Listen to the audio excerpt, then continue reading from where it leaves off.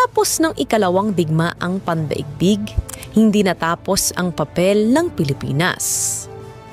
Sa panahon ng Cold War, ang Clark Air Base at Subic Naval Base ang naging pinakamalaking US military facilities sa labas ng mainland Amerika. Mula rito, naglulunsad ng operasyon ang US laban sa komunismo sa Korea at Vietnam.